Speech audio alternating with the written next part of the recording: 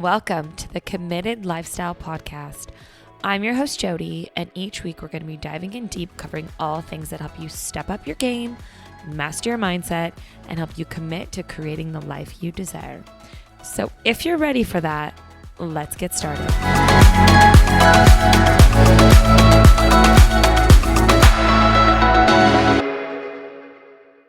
Hey there. Okay. First of all, let's just take a nice little deep breath.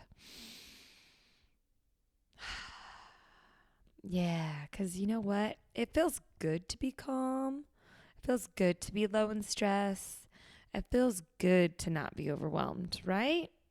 That's what I want to talk about today is overwhelm, and I'm going to give you guys 5 tips to help lower those feelings of overwhelm and hopefully just prevent it as much as possible. So first, let's talk about that feeling of overwhelm. I am so guilty of this because I like to stack a lot on my plate and make myself believe that I can do it all. And not slowly but surely, quickly and surely, I find out I can't. And, being overwhelmed is such a difficult feeling to go through. And everyone around you, including yourself, suffers from it. It's debilitating. It puts you in panic mode. Your stress levels are high. You just talk about how stressed out and overwhelmed you are. And do you want to know what that does? That's just going to be bringing about more stressful and overwhelmed moments. And the people around you who have to hear about how overwhelmed and stressed out you are, well, it kind of makes them want to go running away from you because you're not very fun to be around. And all you're really talking about is how stressed out and overwhelmed you are and all this stuff you have to do. But you know what? They have a lot to do too. And, when we live in that place that's just in our head, we make things out to be way bigger than we think that they are. And really, it's just all about mapping things out, saying no to certain things, establishing our priorities, and getting some help. So I know for me, I don't totally get overwhelmed. It still happens. I'm not perfect at this, but I really feel like I've conquered some actual tangible tips, tricks, hacks that have helped me really decrease my overwhelm. And a lot of this started in the last couple of years. I just felt myself getting this anxiety that I'd never felt before. And I swear I wasn't doing anything different. But as I look at it, I was doing way too much, thinking I could, tackle this and tackle that and take on that and run all these errands and do all these things and meal prep and do the gym and do some traveling and all this stuff. And it's whoa, it was just all these things I wanted to do, but I picked the wrong time to try to be doing them all at once. And that created a lot of overwhelm in my overall life and also in my daily life. So in daily life, I think this happens to a lot of us women, especially. We've got a lot to juggle, especially as a woman. I mean, we wear 27 different hats. By the way, one of my favorite movies is 27 Dresses. It's kind of funny. We wear 27 different hats. We have to be the one who does the chores around the house, who usually does the grocery shopping, who does the food cooking, who does the phone calls, who is the one that buys the Christmas presents and wraps them and runs the errands and has to make certain decisions, and probably is the one that goes to the bank and does all the bills. The one who probably also has a job, probably also has kids. So which means being a mom, maybe you're in a relationship. So it's also being a girlfriend or a wife or a fiance. There's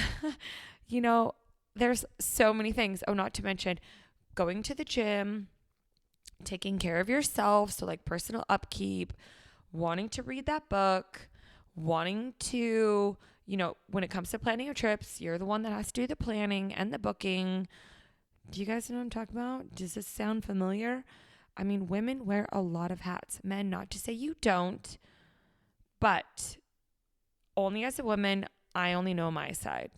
And I know a lot of other women that I talk to that this is the same kind of side for them. And so there is a lot of overwhelm in our daily life. And it just feels like it's like debilitating to the point where we're not even enjoying that day because we're so focused on all this stuff we have to get done that we become numb. We forget to feel, we forget to enjoy, and we can forget to live. And guys, really, what else is life about? It's about feeling, living, loving, enjoying this.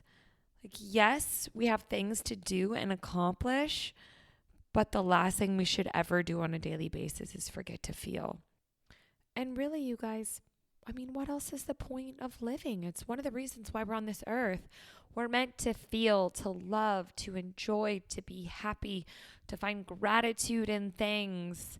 You know, we're not meant to be like just doing things all the time and being overwhelmed and stressed out and panicked and all that stuff. No, hell no. All right. So if you get nothing else out of this episode, I hope that you make time for yourself every day to remember to feel and enjoy being alive. And when you're overwhelmed, it's really hard to do it. I'm just saying. All right. So why don't we get into what those 5 tips are? So make sure you've got a pen and paper out so you can take notes on this. I really recommend. Otherwise, just go through and listen again, because if you're driving, don't take notes, please. All right. So tip number 1 is set goals. When you have your priorities set up, you have your goals in place, it makes it a lot easier to really schedule out the rest of your life, to schedule out the rest of your day. But when it comes to setting goals, there's also a method to the madness. And the method I actually like to use is a SMART method. So what does that stand for? It stands for specific, measurable, attainable, realistic, and timely. I love this method, you guys, because it's clear cut. It helps you just really, eliminate anything you think is necessary and just pick out exactly what you need to know when you're setting goals. So let's go through each one. Specific. You want your goal to be clear and specific. Otherwise, you won't be able to focus your efforts, or, you won't be able to feel motivated to even achieve it. So you're going to want to answer these questions when you're identifying the specificity of your goal. What is it that you want to accomplish? Why is the goal important to you? Who's involved? Where is it located? What resources do you need? And what limits are involved? Okay? Pretty straightforward. So make that as specific as possible, not just, I want to lose weight. It's, I want to be this size, at this weight, at this percentage body fat, with this size waist, with this size thighs, right? Like things like that. Those are specific things. All right. Measurable. It's important to make sure you have measurable goals so you can track your progress and stay motivated. And it also helps you being able to assess your progress. That helps you stay focused. That helps you meet your deadlines. That helps, inspire you and motivate you to keep going. So you want to have a measurable goal, because if it's just a goal with there's no way to track it, then you won't know your progress and you're most likely going to give up on that goal. So you need to make sure, you're addressing questions like, how much of this? How many? How will you know how will you know when it's accomplished? What are these things that you can measure that actually show you what it is that you did and now you've done it, right? So again, pretty straightforward. It's specific, it's measurable, you know exactly what your goal is, and you know exactly what it'll look like when you achieve it. Okay, so next is attainable. And this one's just all about, is the goal that you set achievable? Is it realistic? In other words, you want to stretch yourself, but it has to remain as something that's actually possible. So when you set these attainable goals, you have to also be able to look and see what are the resources around you. And you also want to make sure, is it realistic based on any constraints you have? Maybe there's financial factors. So there's a lot of playing parts that go into making sure when you set a goal that it's actually attainable and achievable. All right, next step we have realistic. You can also use the word relevant too. It's kind of shown both ways if you do look it up. So when it comes to making a realistic or relevant goal, it's got to be something that you look at the full picture of your life. And is it something that, is it congruent with other things that you have going on in your life? So for example, you can't really so much set a goal to go and travel the world if you just so happen to be, I don't know, like 6 or 7 months pregnant. It's probably not going to work. So see what I'm saying is like you want to make sure your goal is in spec with what you have going on. Does it fit in the time of your life? Does it match the amount of effort you could actually give it? Or are you not able to give it enough effort? And are you the right person to reach the goal? Is it something that's worthwhile to you? Does your environment give you those avenues to be able to exercise that option of choosing this as a goal? All right, and last on our list is time bound. So this one is used for obviously the entire goal. You want to have a timestamp on it, but it's also going to be used so that you can break it down, because a goal that just has an end date and no action steps in the middle with accountability in the middle of it is going to turn into a wish. So you want to make sure that when you set your goal, yes, you have your end date, but you also want to make sure that you've got daily, weekly, and monthly goals as well included into your overall goal setting. So that'll help you just identify what it is on those little action steps to take each day, which little hint, helps alleviate the overwhelm and the overall picture, and then the little bite-sized pictures in between. So use that when you guys are setting your goals. And again, setting these goals are going to help you identify what all you can tackle in a day, what you can allot time for, and what you can't. All right, tip number 2 is you want to map it out. So overwhelm just really begins when we have no plan, when we don't know which direction to go. And the best way to avoid overwhelm is to have it mapped out. You want to plan for each day. Yes, you want to plan your goals like we just talked about, but you want to plan your overall day. You want to plan your overall week, and you want to try to plan your overall month. I like to do this the night before or first thing in the morning. You want to first schedule in your priorities. So schedule in your goal, right? Or goals, other things that you want to schedule in. Maybe you have a workout.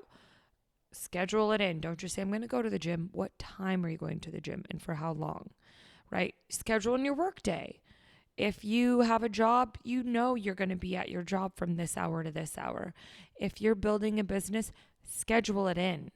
You're your own boss, right? So you have to fit that in.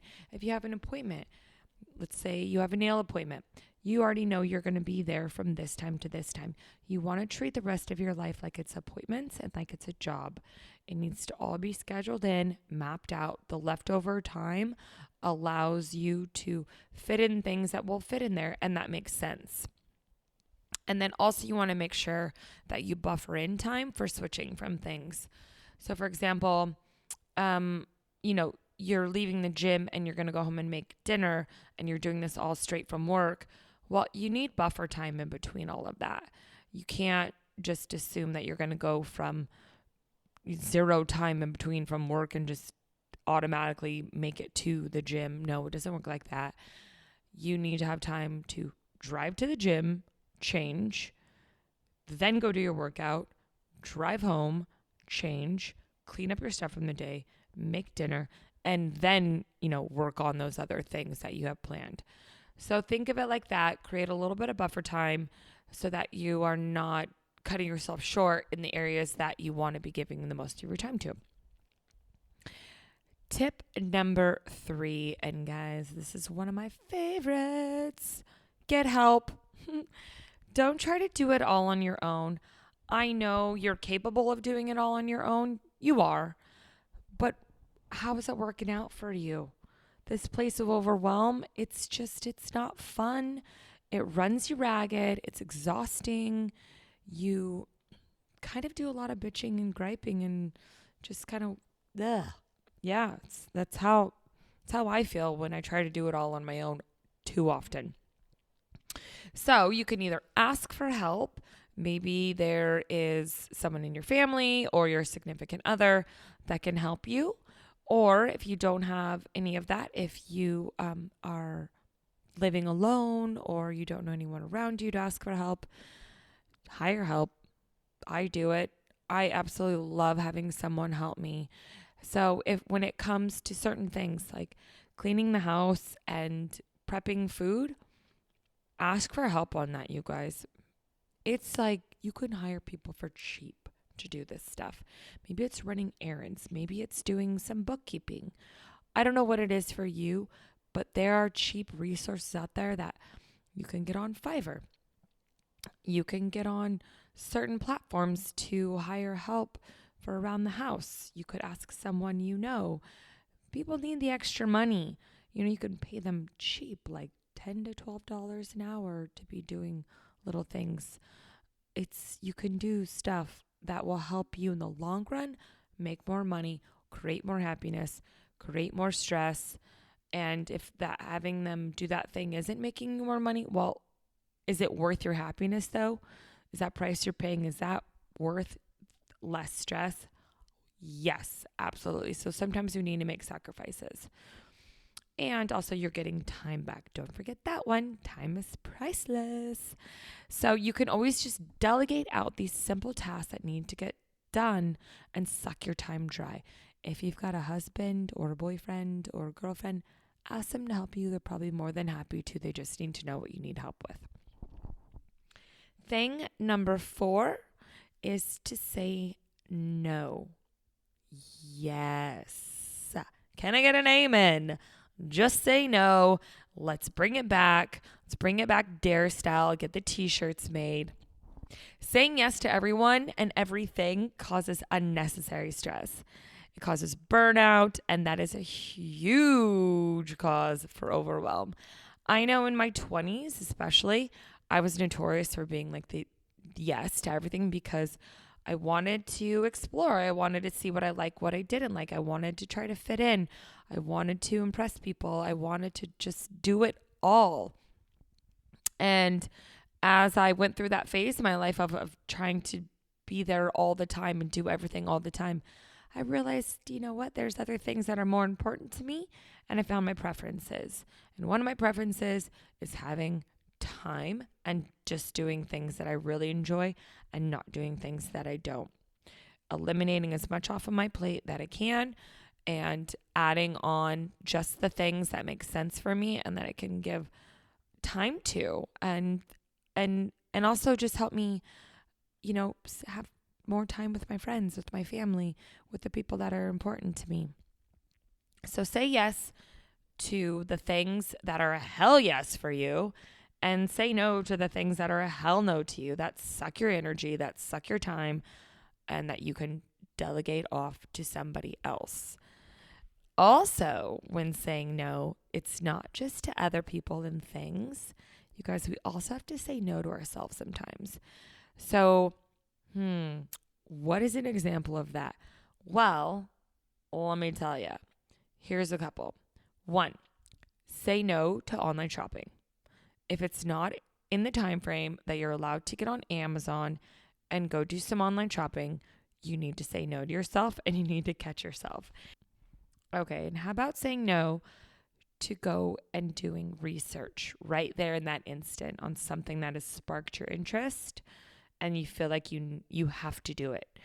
So just because someone talked to you about celery juice or just because someone talked to you about this certain latest thing, it doesn't mean you need to go out right then and there and do your massive research report on it when you should be giving your time to other things. Because when we get lost in doing that scroll and doing that research, we lose time. And when we lose that time, something else has to suffer from it. And there's another pinpoint of where we create that overwhelm. Social media scrolling does the same thing as this research does. We get lost in the scroll. Next thing you know, we've lost 10 to 20 minutes of our time that we can't get back. And overwhelm. Hi, welcome back. There it is. And you wonder where it comes from.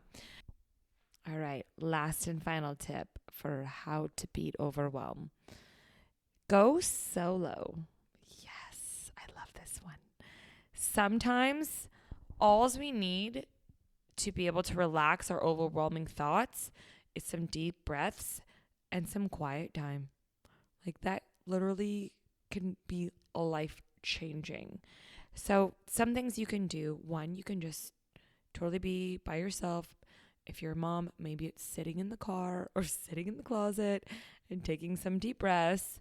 But it also, things like practicing yoga, practicing meditation. I really like guided meditations, you guys.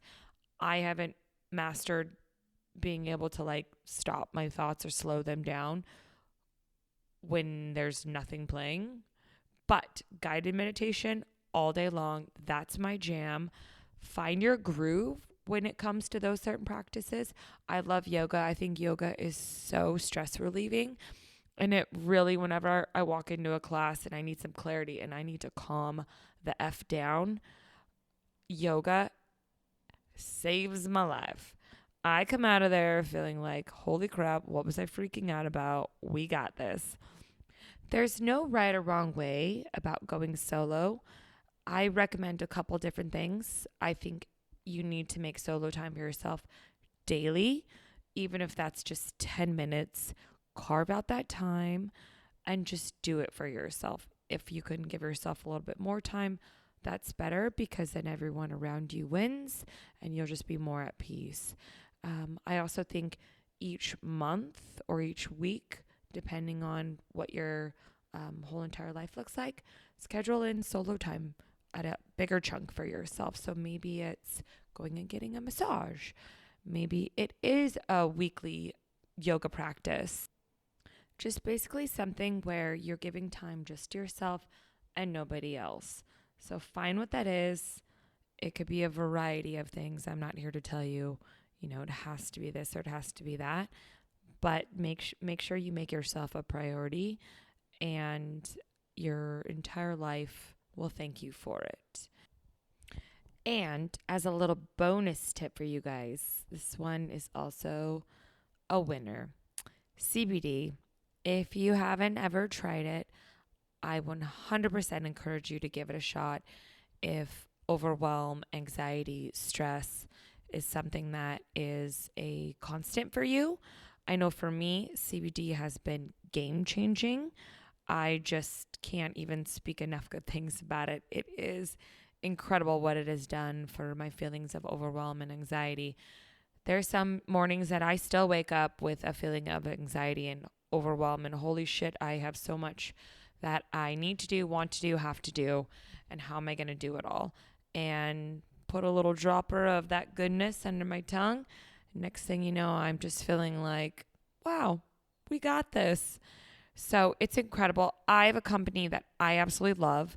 The company is Phytologica, and with my discount code, you can use Jody at checkout. That'll save you guys 15%. I'll put it in the show notes so that you guys have it. I can't speak enough good things about this company and about CBD in general. Life-changing. And hope you guys give it a try, because wow, it is wow. That's all I can say. All right. So you guys, that is my wrap up of the 5 tips plus a bonus tip of how to beat overwhelm. So go out there and live. Don't let life take you over. Don't let stress take over your feelings of feeling like you can tackle it all and that you can achieve your goals and that you can have happiness and that you can just live joyfully. I mean, that's like the best feeling in the world, is just being joyful and happy, not being overwhelmed, because overwhelm just sucks. So if you guys like this episode, it would mean the world to me if you can rate, review, and subscribe, and share it with some friends. Who do you know out there that needs to hear this message? So again, if you liked this episode, take a screenshot and tag me in your stories. I want to see who's out there listening to this and implementing what we went over today. So with that being said, you guys get out there, go commit to the life that you want, make it juicy, make it worth living, and enjoy the process of it.